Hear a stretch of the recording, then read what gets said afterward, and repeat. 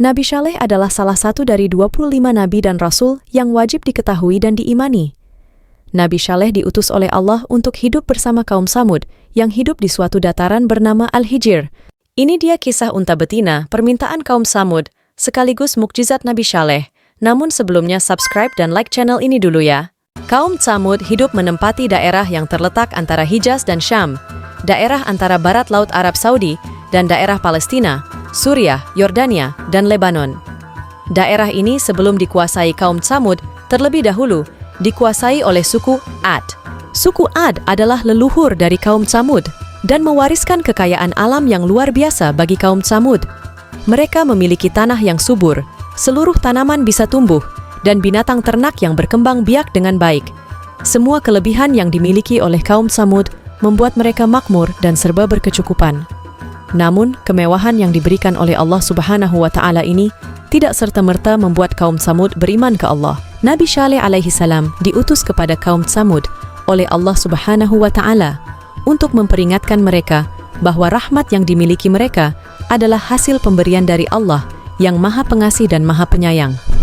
Allah Subhanahu wa Ta'ala mengutus Nabi Saleh alaihi salam sebagai petunjuk bagi kaum Samud, karena tidaklah Allah Subhanahu wa Ta'ala memberi azab kepada kaum yang tersesat sebelum diberinya peringatan dan petunjuk. Dakwah ajakan Nabi Saleh alaihi salam kepada kaum Samud untuk beriman kepada Allah Subhanahu wa Ta'ala dijelaskan dalam surah Hud ayat 61. Kepada kaum Samud kami utus saudara mereka, Saleh. Dia berkata, "Wahai kaumku, sembahlah Allah, sekali-kali tidak ada Tuhan bagimu selain Dia. Dia telah menciptakanmu dari bumi, tanah, dan menjadikanmu pemakmurnya. Oleh karena itu, mohonlah ampunan kepadanya, kemudian bertobatlah kepadanya. Sesungguhnya Tuhanku sangat dekat lagi, Maha memperkenankan doa hambanya."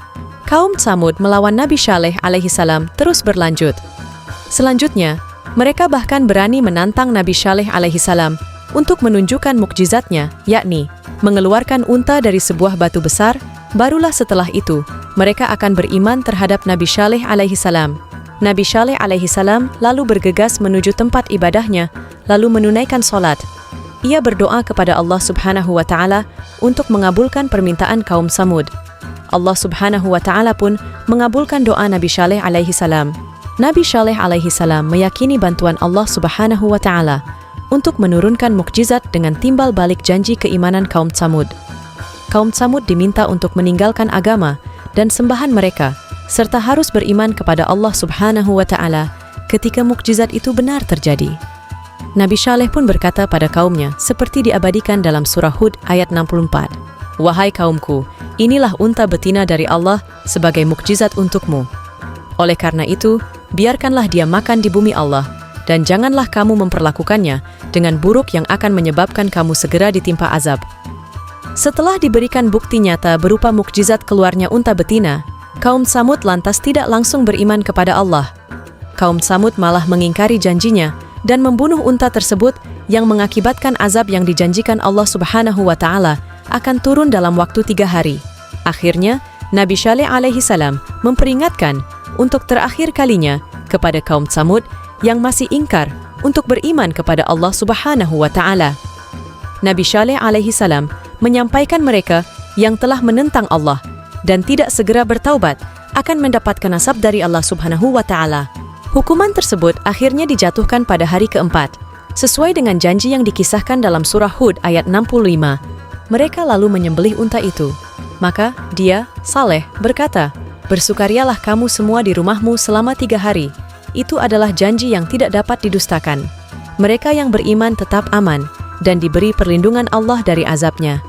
Sedangkan yang ingkar kepada Allah diberikan azab berupa guntur yang sangat keras, dan orang yang ingkar mati bergelimpangan di rumahnya." Dari kisah tersebut dapat kita ambil hikmah bahwa sebagai manusia kita harus beriman terhadap kuasa Allah Subhanahu wa Ta'ala dan janganlah ingkar janji. Na'udzubillahi min zalik.